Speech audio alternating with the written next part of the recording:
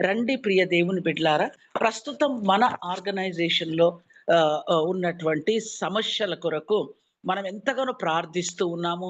మరి పెద్దలు ఎంతగానో ప్రయత్నం చేస్తూ ఉన్నారు. దేవునికి స్తుతి కలుగును గాక. తప్పక దేవుడు ఫలితము అనుగ్రహిస్తాడు. అయితే నాకు మీతో కలిసి పంచుకోవాలని ఆశించిన వాక్య భాగం ఏంటంటే, నెహెమ్యా గ్రంథం నుంచి మీతో కలిసి పంచుకుంటాను. దేవుడు ఆ విధంగా నన్ను సిద్ధపరిచారు. నెహెమ్యా సమస్యలు మరియు పరిష్కార మార్గములు. అంటే ఓ రకంగా చెప్పాలి అంటే నెహెమ్యా ఎదుర్కొనిన సమస్యలు, మరి ఎన్నుకొనిన పరిష్కార మార్గము. మళ్ళీ ఒకసారి చెప్తాను. నెహెమ్యా ఎదుర్కొనిన సమస్యలు, ఎన్నుకొనిన పరిష్కార మార్గములు అనే అంశాన్ని గురించి మనం ఇప్పుడు ధ్యానం చేస్తాం. ఒక్క నిమిషం మాత్రము చిన్న ఇంట్రడక్షన్ మనం చూసుకొని ముందుకెళ్ళిపోదాం. చూడండి ప్రియ దేవుని బిడ్డలారా, బబులోను చెర నివాసమునకు తర్వాత యెరూషలేమునకు మూడవసారిగా అనగా చివరిసారిగా తిరిగి వచ్చిన వారికి నాయకుడు ఈ నెహెమ్యా. నెహెమ్యా పారసీక దేశపు రాజైన అర్తహషస్తకు పానదాయకునిగా ఉండిన ఈయనకు యెరూషలేమును గురించి, అక్కడ కష్ట పరిస్థితులలో జీవిస్తున్న ప్రజల గురించి కలిగిన భారము ఏం చేసింది అంటే పరిశుద్ధ సాహసాలు చేయనట్లుగా ప్రోత్సహించింది. దేవునికి స్తుతి కలుగును గాక.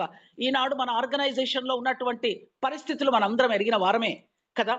దాని కొరకు నిజంగా ఈ తెల్లవారుజామున చేసేటువంటి ఈ విజ్ఞాపన ప్రార్థనలు కూడా నిజంగా నేను అనుకుంటాను పరిశుద్ధ సాహసాలుగా పేర్కొనడంలో మరి అతిశయోక్తి లేదని నేను అనుకుంటున్నాను. దేవునికి స్తుతి కలుగును గాక.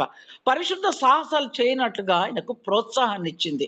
అర్తహషస్త రాజు యొక్క అనుమతి పొంది తనతో బయలుదేరిన కొంతమందితో సైనిక నాయకులతో, గుర్రపు పరిచారకులతో కలిసి తన్ను వెంబడించి వారితో యెరూషలేమునకు వచ్చాడు నెహెమ్యా.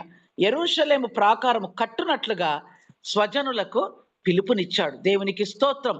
ఆ దేశ ప్రజల భయంకరమైన వ్యతిరేకతను ఎదుర్కొని 52 దినములలో ప్రాకారపు పని ముగించినప్పుడు ఈ అసాధ్యమైన కార్యమును చేయుటకు యెహోవాయే సహాయము చేశాడని యూదుల యొక్క విరోధులు కూడా ఒప్పుకోవాల్సి వచ్చింది. దేవునికి స్తుతి కలుగును గాక. హల్లెలూయా. నిజమే. ఇప్పుడు వాళ్ళు చేస్తున్న ప్రయత్నం, ఐక్యత కొరకు చేస్తున్న ప్రయత్నం ఒకనాడు వీళ్ళు చేసే ప్రయత్నాలు ఏం ఫలిస్తాయి అని మన వాళ్ళే, ఎవరో విరోధులు కాదు, మన ఆర్గనైజేషన్ వాళ్ళే అంటూ ఉన్నప్పుడు వాళ్ళు కూడా ఒప్పుకోవాల్సి వచ్చిన పరిస్థితి తప్పకుండా వస్తుందని నా యొక్క విశ్వాసం.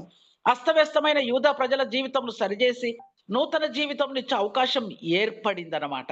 నెహెమ్యా చేసిన యొక్క పరిశుద్ధ సాహసాన్ని బట్టి దేవునికి స్తుతి కలుగును గాక. నెహెమ్యా ఒక అధికారిగా లోక సంబంధమైన మరియు రాజకీయ సంబంధమైన సంస్కరణలను చేసి ఉన్నాడు. క్రీస్తు పూర్వం 433లో పారసీక దేశానికి తిరిగి వెళ్ళిన నెహెమ్యా మరలా తిరిగి క్రీస్తు పూర్వం 432 ప్రజలను తట్టి లేపి దేవుని దగ్గరికి వచ్చినట్లుగా మరి ఒక ప్రమాణం చేశాడు. ఆయన దేవాలయమును పరిశుద్ధపరిచి విశ్రాంతి దినమును ఆచరించటను స్థిరపరిచాడు. అన్య స్త్రీలైన భార్యలను పరిత్యాగ పత్రిక ఇచ్చి పంపివేయమని ప్రజలకు ఖచ్చితంగా ఆజ్ఞాపించిన వ్యక్తి ఈ యొక్క నెహెమ్యా. దేవునికి స్తుతి కలుగును గాక. రండి చూద్దాం ఒక్కసారి. మరి ఈ యొక్క నెహెమ్యా గ్రంథంలో ఉండే 13 అధ్యాయాలలో మనం చూసినట్లయితే దాదాపు 13 సమస్యలను నెహెమ్యా ఎదుర్కొన్నాడండి. 13 సమస్యలను ఎదుర్కొన్నాడు. ఆ 13 సమస్యలకు ఆయన చూపిన పరిష్కార మార్గం ఏంటో, ఆయన చేసిన పరిష్కారం ఏంటో మనం చూద్దాం.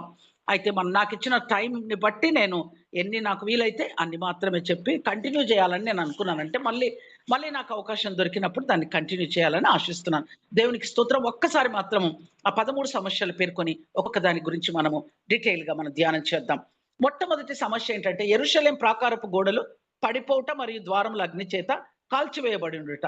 దానికి పరిష్కారం ఏంటంటే ఆయన ఏడ్చి ప్రార్థించి మరమ్మత్తులు చేయుటకు జనులను ధైర్యపరిచి ప్రేరేపించను. దేవునికి స్తుతి కలుగును గాక. రెండవది శత్రువుల పరిహాసం, దోషారోపణ. పరిష్కారం ఏంటంటే తగిన జవాబు చెప్పకముందే దేవుడు మన కార్యాలను సాధించి పెట్టును అని దృఢమైన విశ్వాసం. ఈరోజు మనం అదే విశ్వాసంతో కొనసాగటం నిజంగా మరి శోచనీయం. దేవునికి స్తుతి కలుగును గాక. మూడవది పనిచేసే వారిపైన నింద వచ్చింది. అప్పుడు ఏం చేశాడంటే ప్రార్థన చేసి కర్తవ్యాన్ని నిర్వహించాడు. నాలుగవది ఏంటంటే యుద్ధమునకు కలహమునకు యత్నించారు. మరి ఏం చేశాడంటే ప్రార్థించి కాపలా ఏర్పాటు చేశాడు. మరి ఐదవది ఏంటంటే చంపక దృష్టి పెట్టుట, శారీరకంగా క్షీణింపజేయుట. దానికి సాధ్యమైనంత సంరక్షణ ఏర్పాటు చేసి దేవుని సంరక్షణ ఉన్నదని బోధించాడు. 6వ సమస్య, ధన సంబంధమైన సమస్యలు, పేరాశలు వచ్చాయి. పరిష్కారం ఏంటంటే కోపపడి ఆలోచించి అధిపతులను, ప్రధానులను గద్దించాడు. ధన సంబంధమైన సమస్యలకు పరిష్కార మార్గమును ఏర్పాటు చేశాడు. దేవునికి స్తోత్రం. 7వ సమస్య, దురోపాయము ద్వారా నెహెమ్యాను చంప యత్నించారు.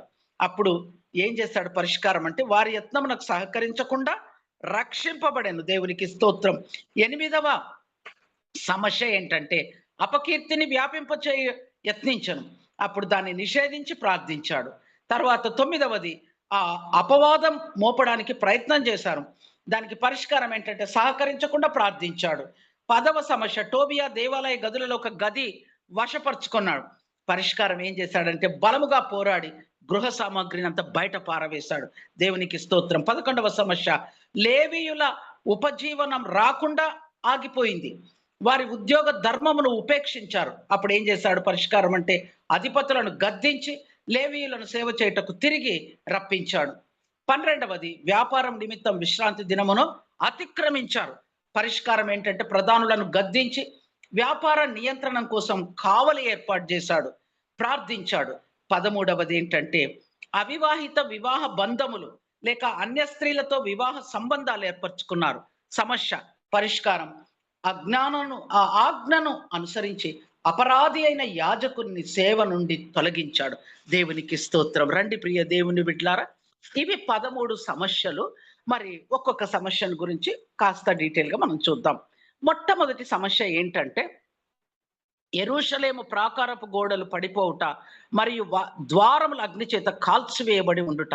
దీన్ని నిజంగా ఒక చిన్నగా నేను అప్లై చేయాలనుకున్నాను. ఏంటంటే మేము పుట్టి పెరిగింది జడ్చర్ల ఎంబీ మెడికల్ సెంటర్లో. అయితే అక్కడే పుట్టి పెరిగాం, అక్కడే చదువుకున్నాం, అక్కడ ఆ క్యాంపస్లోనే ఆడుకున్నాం. మా చిన్ననాటి జ్ఞాపకాలన్నీ అక్కడ ఉన్నాయి. మరి ఎప్పుడైతే ఆ ఇల్లు అన్ని మేము ఉన్నటువంటి నివాసాలన్నీ కూలగొట్టారో నిజంగా అటు వెళ్ళి చూసినప్పుడు కళ్ళెమ్మటి నీళ్ళు ఆగలేదండి. నిజం, చాలా దుఃఖం అనిపించింది. భయంకరంగా కూల్చివేయటము నిజంగా నాకు ఈ వాక్యం ధ్యానిస్తూ ఉన్నప్పుడు నాకు అది గుర్తొచ్చిందండి. అవును, సరే. సమస్య ఏంటంటే యెరూషలేము ప్రాకారపు గోడలు పడిపోవటం మరియు ద్వారములు అగ్ని చేత కాల్చివేయబడి ఉండుట అనే సమస్య కదా. రండి 1వ అధ్యాయం 3వ వచనంలో చూస్తే, చెరపట్టబడిన వారిలో శేషించిన వారు ఆ దేశంలో బహుగా శ్రమను నిందను పొందుచున్నారు మరియు యెరూషలేము యొక్క ప్రాకారం పడద్రోయబడినది, దాని గుమ్మములు అగ్ని చేత కాల్చివేయబడినవి. మరి పరిష్కార మార్గం ఏం చేశాడో చూద్దామా. 1వ అధ్యాయం 4వ వచనంలో చూస్తే దానికి పరిష్కారం ఏంటి? ఇప్పుడు మనకు కూడా మన ఆర్గనైజేషన్లో కూడా భయంకరమైన పరిస్థితులు, విభజనలు కదా. మరి అలాంటప్పుడు పరిష్కార మార్గం ఏంటి అంటే ఒక్కటే, ఇదిగోండి. ఎంత చక్కగా 1451 దినం ఈరోజు కదా. ఎంత అద్భుతమైన రీతిలో మరి దీన్ని నడిపిస్తూ ఉన్నారు. దేవుడు వారిని బహుగా దీవించునుగాక. ఏడ్చి ప్రార్థించాడు. పరిష్కారం మనం కూడా ఏం చేయాలంటే నిజంగా ఏడ్చి ప్రార్థించవలసిన వారమై ఉంటున్నాం. ఐక్యత కొరకు ప్రయత్నాలు చేస్తూ ఉన్నారు అద్భుతమైన రీతిలో. దేవుడు తన ఆత్మచేత నింపి తన బిడ్డలు నడిపిస్తూ ఉన్నారు. దేవునికి స్తోత్రం. ప్రార్థిస్తూ ఉన్నాము. దేవునికి స్తోత్రం. నెహెమ్యా చేసింది కూడా అదే, ఏడ్చి ప్రార్థించాడు. ఈ మాటలు వినినప్పుడు 1వ అధ్యాయం 4వ వచనం, ఈ మాటలు విన్నప్పుడు నేను కూర్చుండి ఏడ్చి కొన్ని దినములు దుఃఖముతో ఉపవాసం ఉండి ఆకాశమందలి దేవుని ఎదుట విజ్ఞాపన చేసి తిని. దేవునికి స్తోత్రం. మనం ఇప్పుడు చేసేది అదే. అదే ఆకాశమందలి దేవుడు, ఒకే ఒక్క దేవుడు, సజీవుడు, సర్వోన్నతుడు, సర్వాధికారి. మరి మన దేవుడు, మనం సేవించే దేవుడు, ఆయనకు మనం విజ్ఞాపన చేస్తా ఉన్నాం. నెహెమ్యా చేసింది కూడా అదే. మరమ్మతులు చేయుటకు జనులను ధైర్యపరిచి ప్రేరేపించాడు. దేవునికి స్తుతి కలుగును గాక. అదే 2వ అధ్యాయము 18వ వచనాన్ని గనక మనం చూస్తే, ఇదియుగాక నాకు సహాయము చేయు దేవుని కరుణాహస్తమును గూర్చియు రాజు నాకు సెలవిచ్చిన మాటలన్నీ నేను వారితో చెప్పి తిని, అందుకు వారు మనము కట్టుటకు పూనుకొందము రండని చెప్పి ఈ మంచి కార్యము చేయుటకై బలము తెచ్చుకొండ్రి. దేవునికి స్తుతి కలుగునుగాక. మన ఆర్గనైజేషన్లో కూడా దేవుడు నెహెమ్యాలను లేపుతూ ఉన్నారు. దేవునికి స్తుతి కలుగునుగాక. కట్టుటకు పూనుకొందము రండి. కూలిపోయాయి గోడలు కదా. ఐక్యత లేదు, సమాధానం లేదు, విభజనలు. నేను నాయకుని అంటే నేను నాయకుని. అయితే నెహెమ్యా నాయకునికి ఉండే లక్షణాలు ఎవరికి ఉన్నాయి? నేను ఆలోచన చేశాను. ఏమండి, మరి ఆత్మీయంగా ఒక గొప్ప సాక్ష్యాన్ని కలిగి ఉండాలి, వాక్య జ్ఞానం ఉండాలి కదా, మంచి సాక్ష్యం ఉండాలి.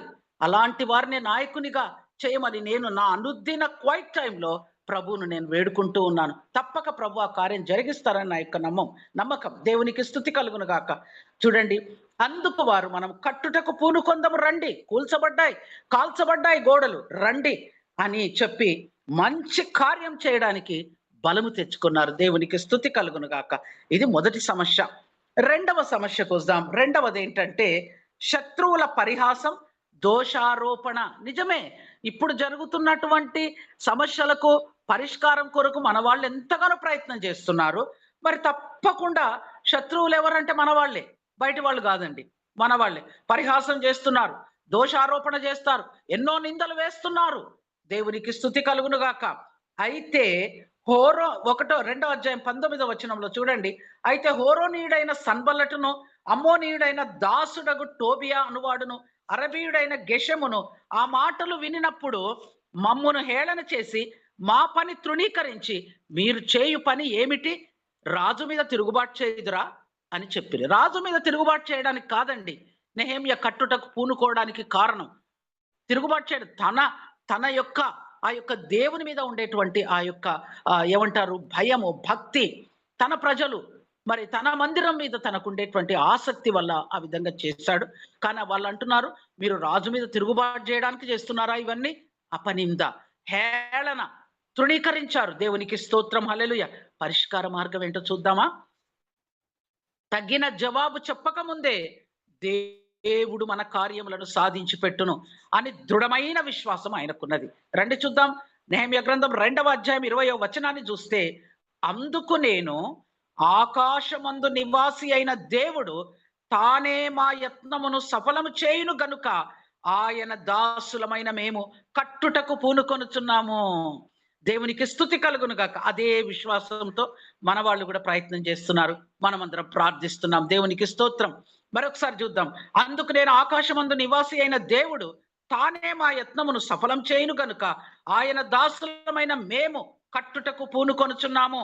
యెరూషలేమునందు మీకు భాగమైనను స్వతంత్రమైనను జ్ఞాపక సూచన అయినను లేదు అని ప్రత్యుత్తరం ఇచ్చాడు. దేవునికి స్తుతి కలుగును గాక. ఎంత ధైర్యంగా తన ప్రజలను బలపరిచి కట్టుటకు పూనుకొందం రండి. అదే ఇప్పుడు మనం చేయాల్సిన పని. అదే మనం కూలిపోయిన గోడలు, కాల్చబడిన గోడలు, ఐక్యత లేదు, అసమాధానము కదా, భయంకరమైన నిందలు, ఇవన్నీ మరి ఎవరు కావాలి? మనకు ఒక నెహెమ్యా కావాలి. దేవునికి స్తుతి కలుగును గాక. హల్లెలూయా. ఇది పరిష్కార మార్గం. తర్వాత మూడవ సమస్యను గురించి మీ ముందు ఉంచుతాను. పని చేసే వారిపై నింద. ఇవి తప్పకుండా రావాలండి. వస్తేనే మన విశ్వాసం బలపడుతుందండి. పని చేసే వారిపై నింద, ఈ విధంగా తిరిగి కట్టడానికి పూనుకున్న వారిపై నింద కదా, అది ఖచ్చితంగా వస్తుంది. 4వ అధ్యాయం 1-3 వరకు చూస్తే, మేము గోడ కట్టుచున్న సమాచారము విని సన్బల్లటు మిగుల కోపగించి రౌద్రుడై యూదులను ఎగతాళి చేసి షోమ్రోను దండువారి ఎదుటను తన స్నేహితుల ఎదుటను ఇట్లా, నేను దుర్బలులైన ఈ యూదులు ఏమి చేయుదురు? తమంతట తామే ఈ పని ముగింతురా? కాల్చబడిన చెత్తను, కుప్పలుగా పడిన రాళ్లను మరలా బలమైనవిగా చేయుదురా? మరియు అమ్మోనీయుడైన టోబియా అతని యుద్ధను ఉండి వారు కట్టిన దానిపైకి ఒక నక్క ఎగిరినట్లయినా వారి రాతి గోడ పడిపోవును. ఎంత హేళన చూడండి ప్రియ దేవుని బిడ్లారా. ఎంతగా హేళన చేస్తున్నారు, అవమానం చేస్తున్నారు, నింద వేస్తున్నారు కదా. వాళ్ళంతటా వారే ఈ పని ముగిస్తారా?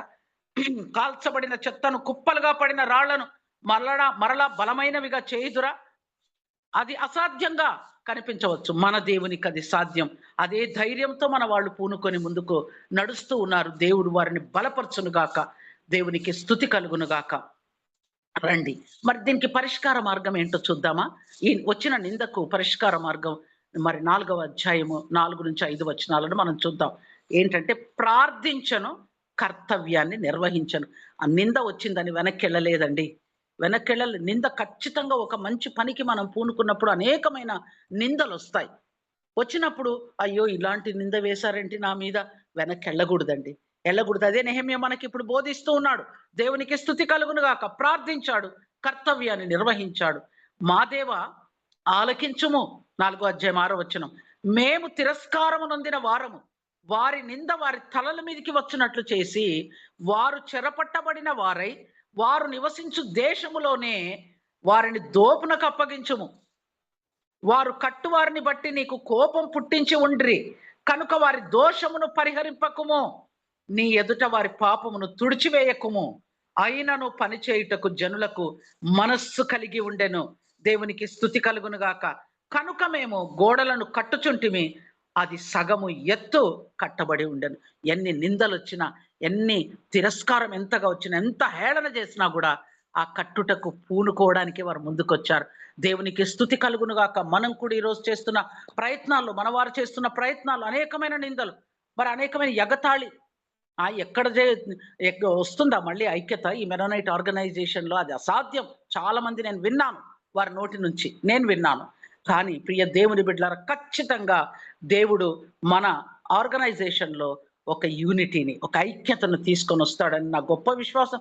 ఎందుకంటే ఇంత అద్భుతంగా తెల్లవారుజామున చేసే ఈ ప్రార్థనలు వ్యర్థం అవుతాయా? ఎన్నటికి వ్యర్థం కావు. దేవునికి స్తోత్రం. ఇంకొక్క సమస్య మాత్రం చెప్పి నేను ముగిస్తాను. మరి ఇంకొక సమస్య ఏంటంటే, యుద్ధమునకు, కలహమునకు యత్నించారు. యుద్ధం చేయడానికి, కలహానికి యత్నించారు. అయితే దానికి పరిష్కార మార్గం చూపిస్తాను. 4వ అధ్యాయం 9వ వచనంలో ప్రార్థించి కాపలా ఏర్పాటు చేశాను. ప్రార్థించి కాపలా ఏర్పాటు చేశాడు.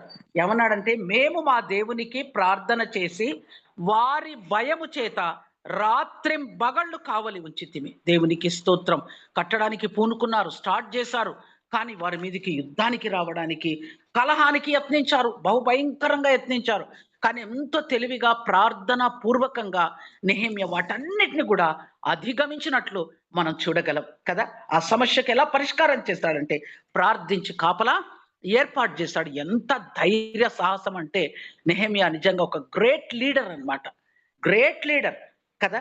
మరి ప్రార్థించి కాపలా ఏర్పాటు చేసి, మేము మా దేవునికి ప్రార్థన చేసి వారి భయము చేత రాత్రింబవళ్ళు కావలి ఉంచితిమి. నిజంగా నెహెమ్యా గ్రంథం చదువుతూ ఉన్నప్పుడు నిజంగా చాలా ప్రోత్సహించబడతాం మనం.